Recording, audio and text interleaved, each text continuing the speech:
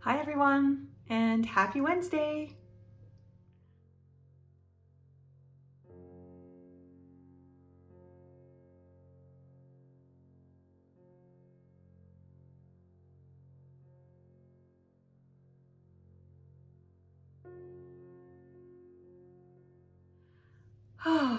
Every single week that I come to my desk to decide what it is I'm going to create, I am met with a lot of uncertainty. I'm uncertain because I don't want to be repeating the same thing over and over, so I'm always trying to come up with a new idea. And at the same time, I'm considering other factors like how easy will what I create be for my viewers? How easy will it be for me to create, especially in front of a camera? And will I be able to do it with having certain limitations relating to the recording process? So there's a lot of uncertainty, and yet I push forward. It's not always easy to do this, but I have found that despite the feelings of uncertainty, when I listen to my inner voice, that little voice that tells me to trust, and that is the word that comes to me when I'm having those moments of doubt and uncertainty, the word trust comes to me. And I'm reminded that if I can choose to trust, then no matter what lies ahead, no matter what I decide, it will all work itself out in one way or another. So this week was no different. I came in with the idea that I wanted to paint a raven, and I don't typically do a lot of representational work. I do a lot of abstracts. I usually prefer to work in abstract mode, but I also like to push myself and I like to do different things. When I'm not working on YouTube videos, I often am painting more representationally, I should say. I'm either painting figures or I'm painting faces, animals, you name it. I try to push the envelope. And so I guess there was a moment when I thought, you know what? This is what I'm feeling like doing. And so I'm just going to trust that this is the way, the right road for me to take, I guess. So this week, part of the painting is going to be representative of a raven.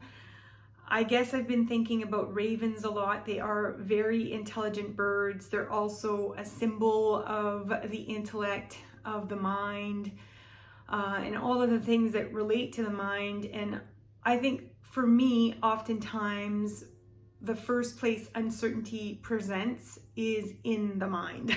I can usually trust more easily with my heart than I can with my mind, because the mind is very questioning, it's very rational, it tries to make sense of everything. And when it comes to art, that can be limiting in some ways. But I do appreciate that it's important for us to have a balance in the different way we look at things. So balancing our thinking with feeling and our other senses, to me, feels like it's an important part of the creative process. When I was studying to become a counselor many years ago, I learned about a concept called positive uncertainty. And in many ways, every week when I show up here and I create these videos for you and I create these paintings that I have not pre-planned or tried out in advance, I am practicing positive uncertainty. And what that simply means is that I'm choosing to move forward, I'm choosing to create a video, and I'm choosing to create a painting, even though I'm not 100% sure of the outcome. And by practicing positive uncertainty, I give myself more opportunity to be exactly what I want to be, and that is creative. The person who came up with the concept of positive uncertainty is a man by the name of H.B. Gillott. And he quoted or said, and I'm quoting him, saying that certainty is what makes us comfortable and uncertainty is what makes us creative. Yes, I agree with that. I think when we're faced with uncertainty, the possibilities are endless because we are not limited by a certain frame saying that things need to be this way and only this way. And isn't that what creativity is? To be open to all the possibilities? To me, there is no better way to look at creativity. I hope you'll feel like joining me, and whether or not it's to paint a raven or a bear or a tree or whatever symbol may be more significant to you, I would really love to have you along with me as we paint this week. Thank you for making the time to be here with me. Let's get going.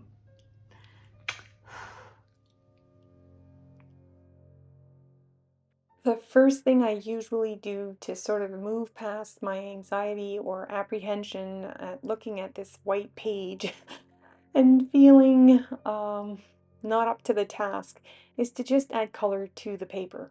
And this week I'm working with one of my favorite little palettes. It's a palette I haven't used in a while. It's called the Decadent Pies Collection by Prima Watercolors. And yeah, I love this palette, and I don't know why I haven't used it in a while, but I guess you just kind of get in the habit of doing certain things and you forget that you have other supplies. So this week I purposefully pulled this palette out, and I'm adding color, but I figured out that while I was working with a brush that's a reasonable size, it wasn't nearly big enough for this piece of paper. I believe, if I'm not mistaken, that I have cut this piece of paper to about 8 by 12. And so it's a relatively big piece of paper. And when you're working with a bigger substrate, it's always better to use bigger tools. So it's better for me in this case to pull out my mop brush, and that will help me fill the page more quickly and more easily.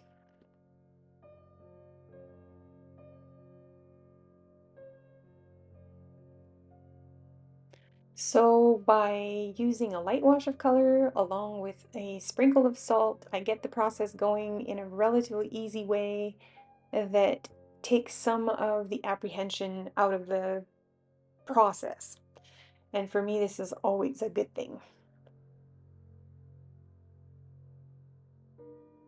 Once everything is dry, I will proceed to removing the salt completely from my paper, and then I'll loosely sketch where I would like my raven to show on my painting.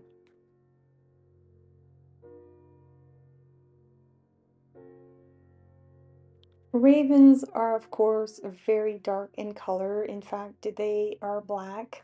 But when you look at them in a certain light, oftentimes they have what looks a little bit like some blue that's coming out of all of that darkness. And so I've decided that I'm going to work mostly with blues in order to build up my raven. And I'm starting with my lightest colors first, and then I'm slowly but surely gonna start building up the intensity of the color, and I'll add the darkest colors at the very end.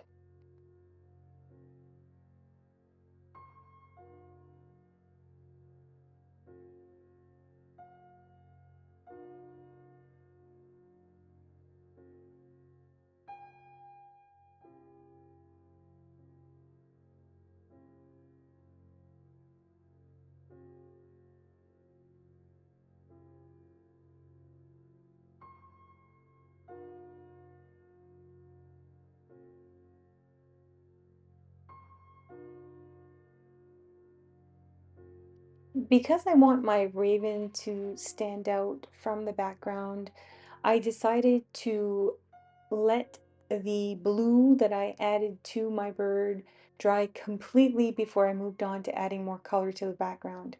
This will prevent the colors from blending together, and though sometimes this is something I actually want, I want my colors to blend together. In this instance, I prefer not to let that happen, and so I let the blue dry completely, and now I'm moving on to adding some other colors. And you'll see that because I am going to go right next to the bird, I'm going to be painting and adding color right next to the raven. If the raven was still wet when I started adding these colors, the other colors I'm adding would have started to blend in the raven, and that's not the effect that I wanted to go for. And so that's just a little tip if you're very new to working with watercolors. This is something to keep in mind. When you want colors to blend, they blend very easily when elements in a painting are wet, and they do not blend when the elements you prefer not to blend with other colors are dry.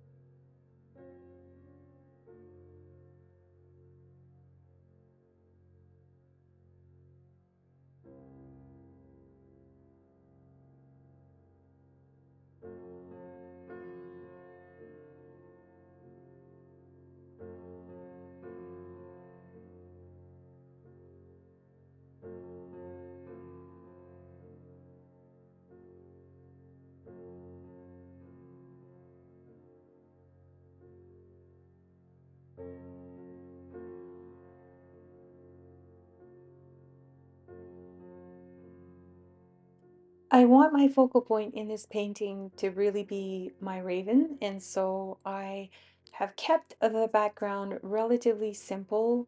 And I do love how the colors are blending together, and I think I've given myself enough to work with that once this all dries and I've removed my salt, I can actually start adding some pen work.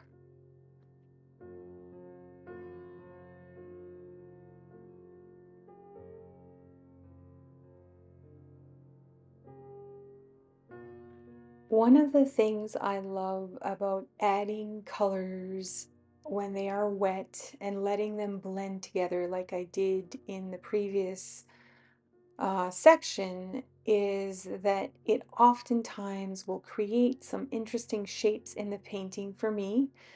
And all I had to do was add some colors, let them blend together, then throw on some salt, and all of these beautiful marks show up and sort of make the next part of my decision process way easier for me.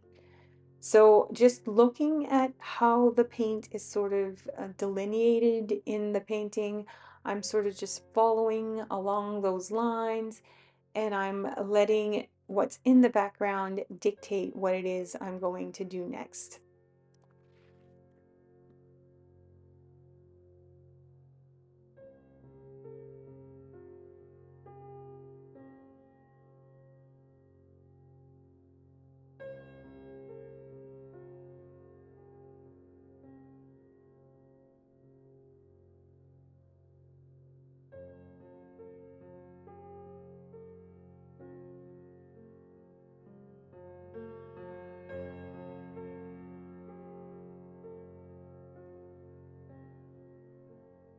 I wasn't really 100% sure I wanted to delineate the raven in the same way using my black fountain pen, but the lines I had drawn initially were very faint, and I sort of want to make sure that I still have some guidelines to follow when I'm starting to add my darker paint.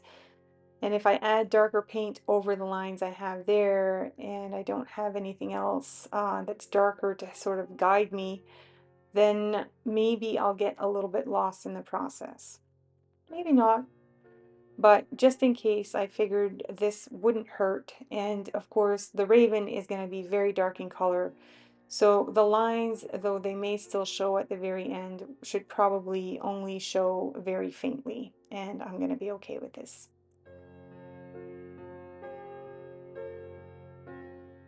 Not only do I think ravens are beautiful birds and mysterious and very intriguing, they're also relatively easy to paint, or at least I've never done it before, but I'm guessing they're they're going to be relatively easy to paint for the simple fact that they are mostly one color. So what I'm going to be dealing with here is a difference in values.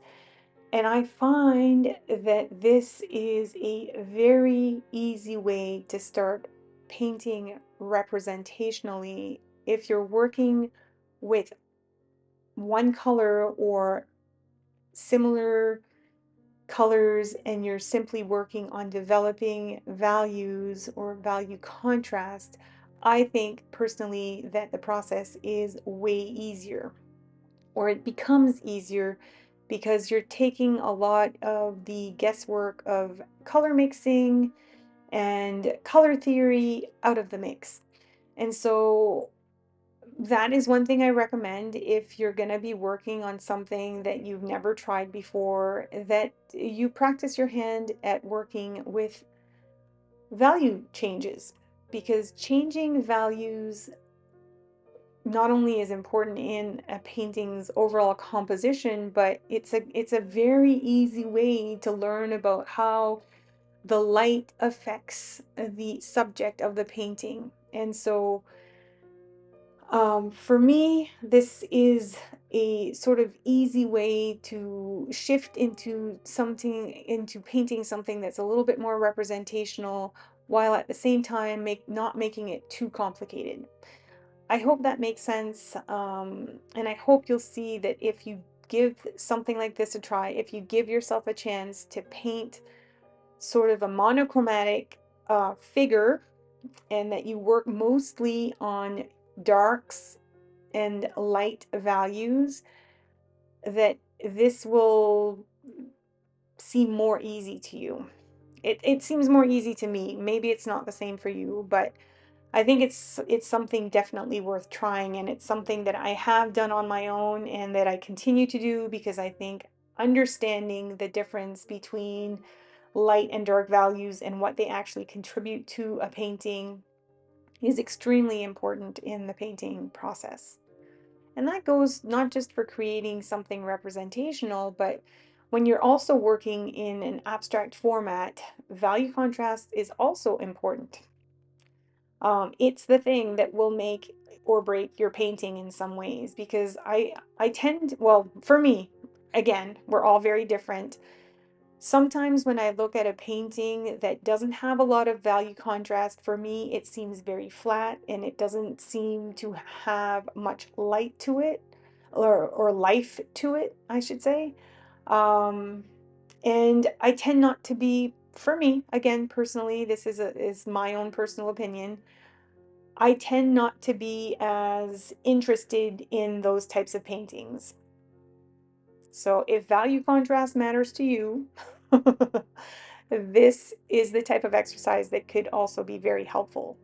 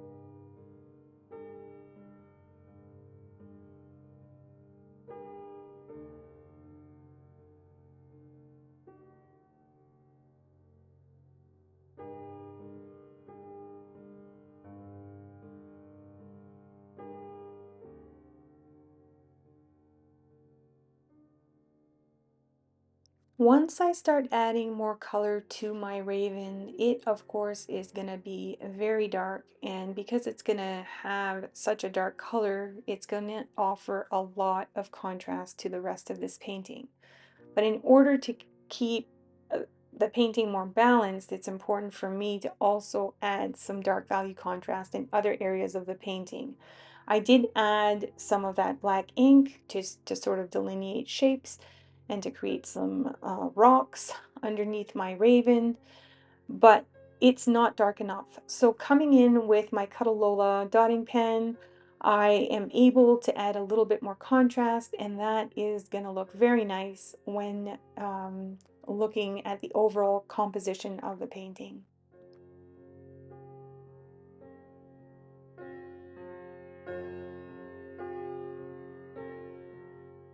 You may have noticed that I worked on adding more detail to the bottom part of my painting, even though I had already created some lines for myself and I already knew I wanted to darken my raven. Sometimes I need to sort of build up to working on the thing that I am most anxious to work on. And when I say anxious, I mean in a certain way I'm feeling a little unsure about it. It's a little unknown. I'm not sure if it's going to turn out.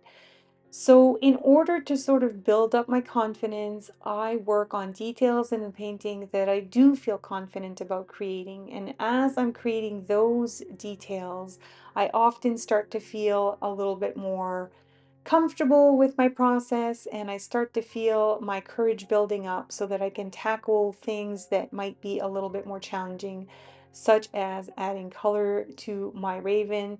And even though I'm not going for an uber realistic looking raven, I still want it to translate as a raven. And so I'm feeling a little apprehensive that maybe I won't be able to do this, but at the same time, I am not letting this uneasiness paralyze me.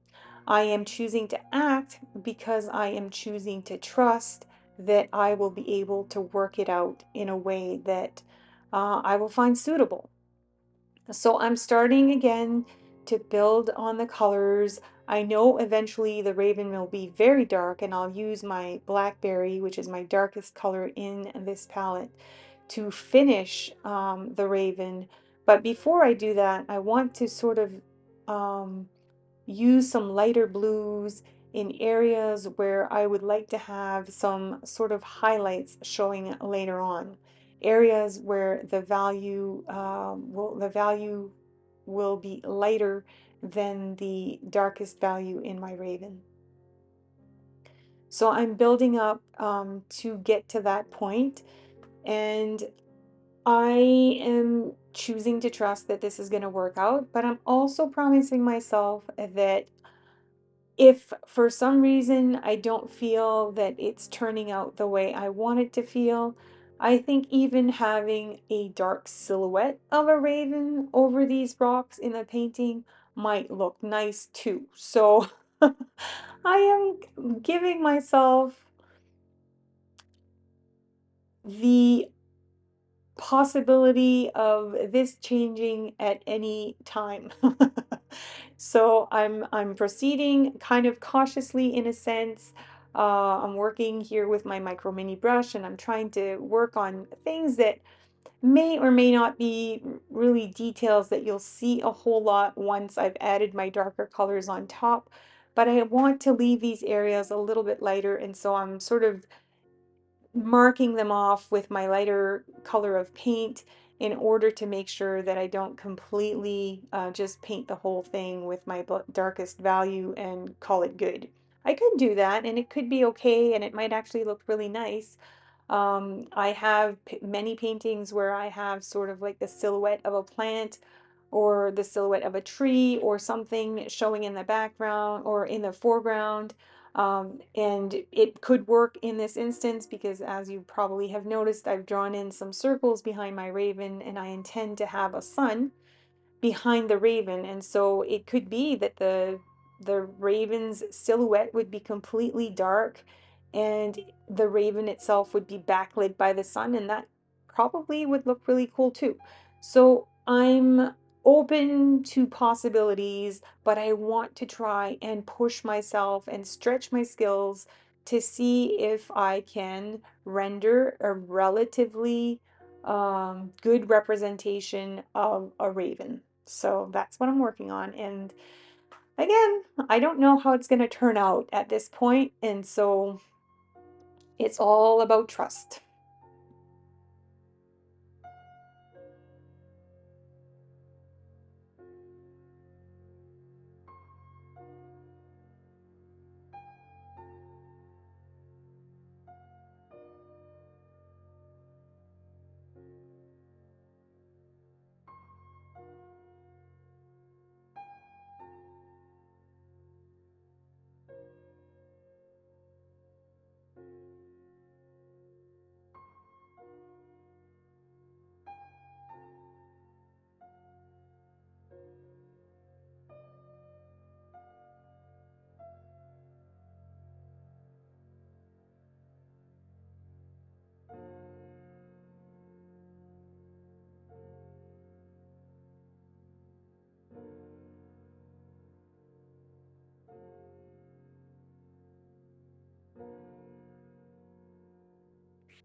Even though I didn't film every single minute of this creative process, I found myself still with over 2 hours of recorded footage, and I needed to cut it down significantly in order to make it a little bit easier for you all to watch.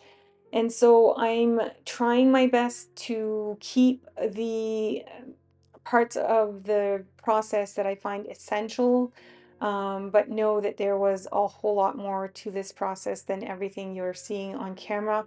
Though I do hope that most of what you're seeing is enough to actually make it easy for you to try something similar on your own.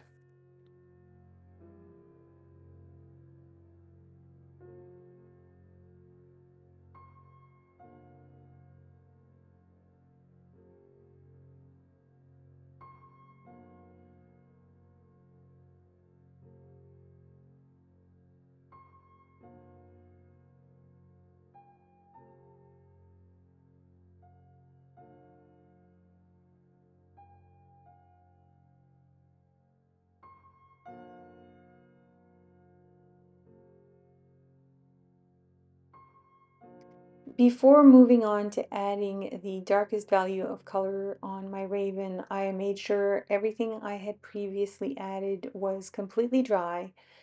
And now I'm going to start working with blackberry, which is the darkest color I have in my palette.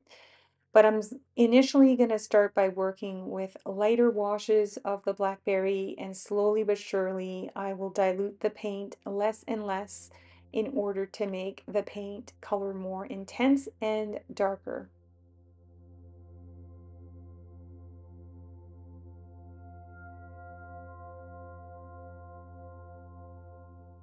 In the beginning of my painting process, when I was basically working on painting the background, I was working with bigger brushes. So I used my mop brush and I used one of my bigger round brushes to add the colors in my background because I was trying to cover a bigger area. Now that I'm working on details on my raven, I am working with smaller brushes. And so I've got three brushes that I'm working with that are a lot more um, ideal for working with development of details, especially finer details. And I find that the lowest number of the round brush that you can get for this type of work, the better. So when I'm slightly less worried about being too precise with detail, I'm working with a number 7 round brush. This brush here that I'm working with is a number 2 round brush that's very well suited actually for finer details. And when this brush doesn't cut it, then I move on to working with my micro mini brush.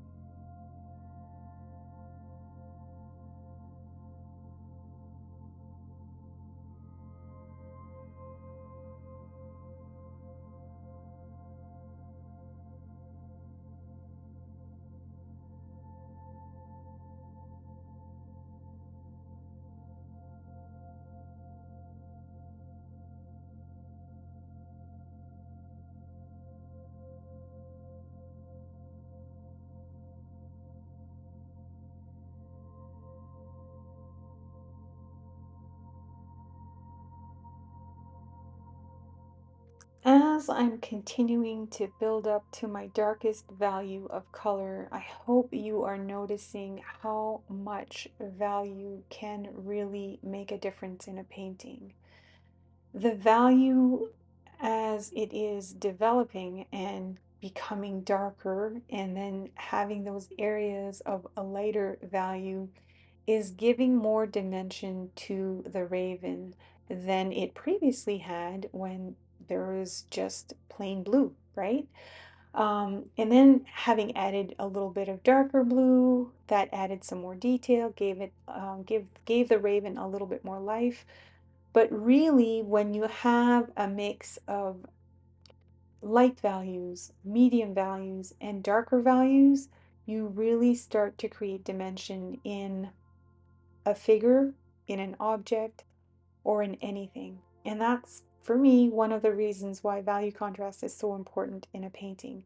And I think it's important in any type of painting, like I mentioned earlier, but when it comes to drawing more representational type of figures in paintings, I think it becomes even more important.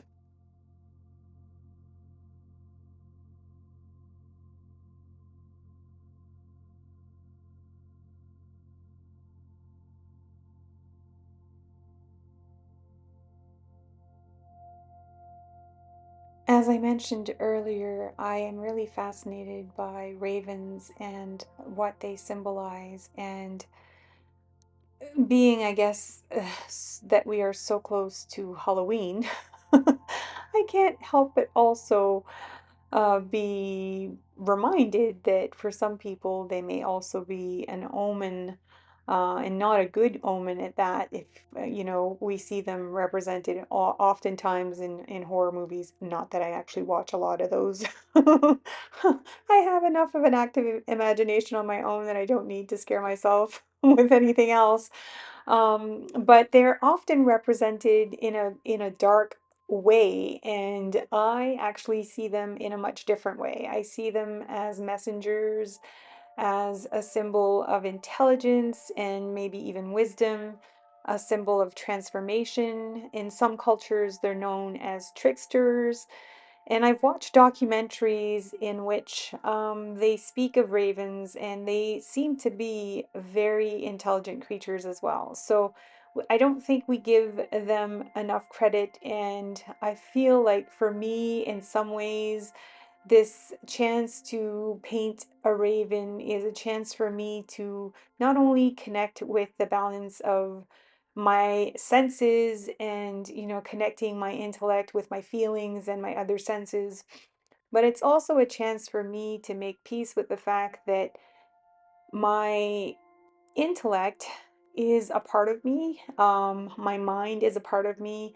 I think when I was younger, and especially when I was struggling with depression, it was very hard for me to appreciate my mind because it seemed like my mind was actually failing me in some ways.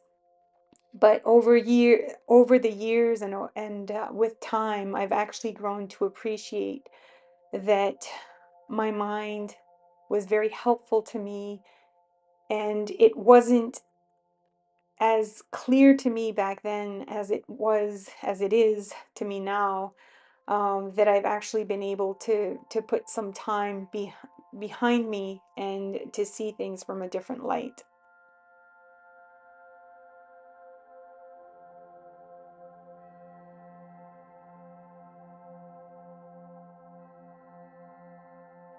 In order to maybe lighten, or not lighten, but knock back some of those light values that I left in my raven, mostly on the bottom part of my raven's body, I've created a very light wash of that blackberry color that I've been using, and I'm using it now to sort of go over top, and it's sort of glazing those areas of the painting that I want to slightly darken, but not completely darken. And that's one of the beautiful things of watercolors, is they're very easy to use as glazes.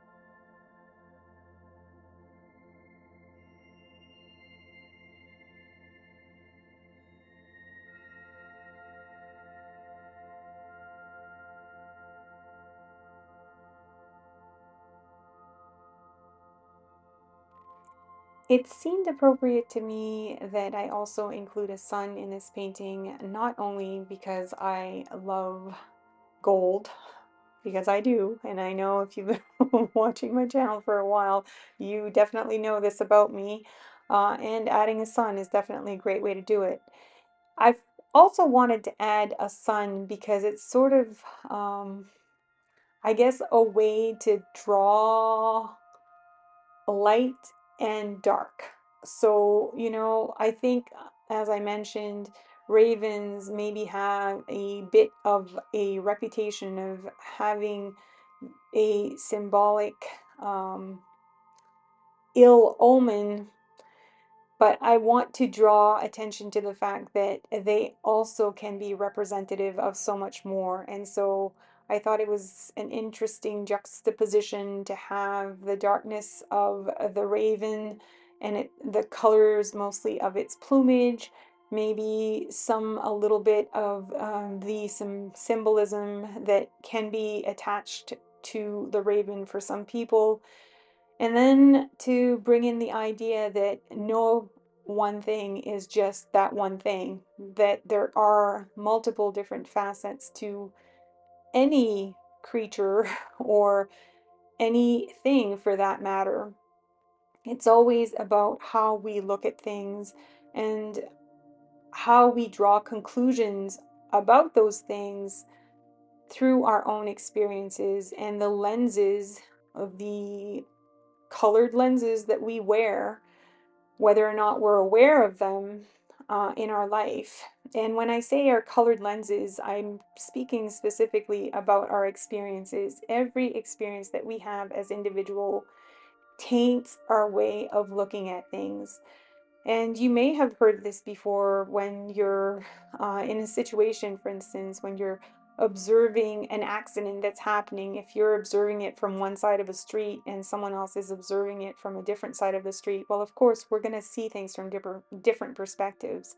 But it's sometimes hard for us to be reminded of that. And maybe at times we think that our perspective is the right perspective or the only perspective, but there are so many different perspectives to consider, and no one person is more right than another person. And I think, it's kind of a hard thing to consider because sometimes we are so determined that the way we look at things is the correct way to look at things that we forget that we are simply seeing that thing we're considering with our own perspective.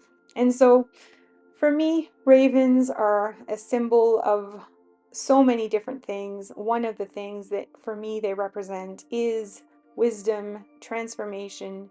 They are messengers, and I feel like they represent a part of me that I struggled with for a long time, that I have gotten to a point of making peace with, and that is my mind and how it works and how it's been helpful to me at times when I wasn't really so easily able to see that it was trying to help me. It's been an important part of me and my journey.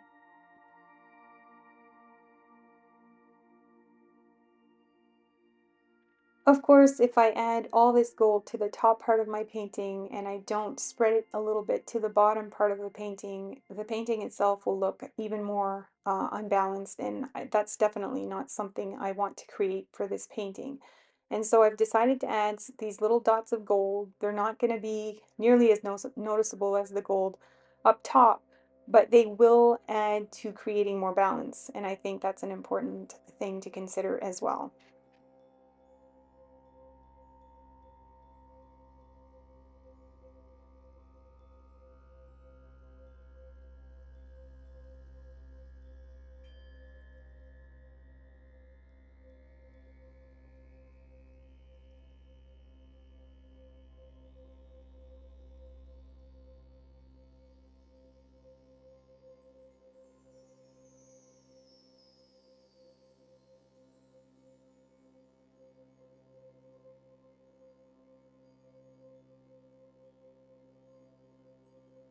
It felt important for me to add these horizontal lines in the circles of my sun because the sky was looking very plain. And even though I really love how I was able to sort of translate my raven into being, I wanted to have a little something more substantial for him or her to sit in front of. And definitely adding these horizontal lines helps. But I'm toying with the idea that I also need to add a little bit more contrast in this area, and I'm still not 100% sure how to go about it.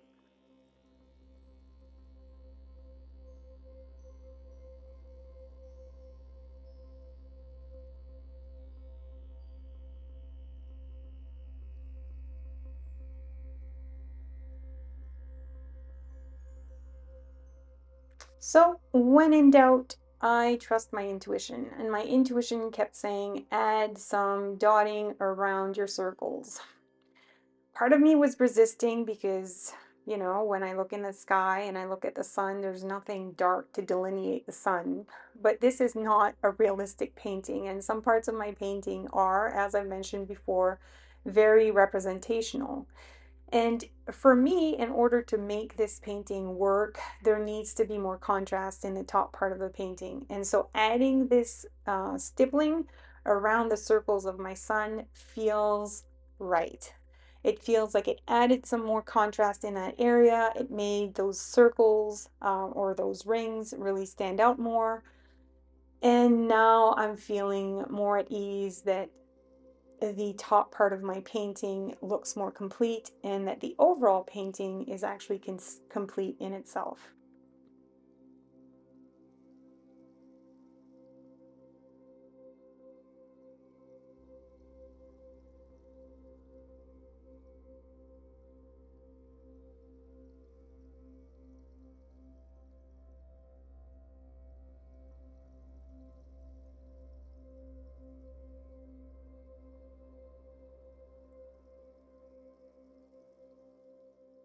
Yeah, I really love this painting. I'm so happy I decided to push myself and to do something a little bit different. Yes, there are a lot of elements within this painting that are still very much me. And then I was able to bring a little something new that my intuition was guiding me towards creating. And I'm so happy I listened. What or who are the special creatures in your life that have significant symbolism for you? And are you feeling tempted to maybe bring them to life in one of your paintings?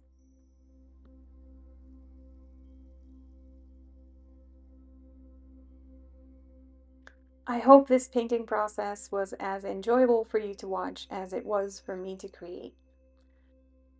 Thank you so much for making the time to join me on my creative journey.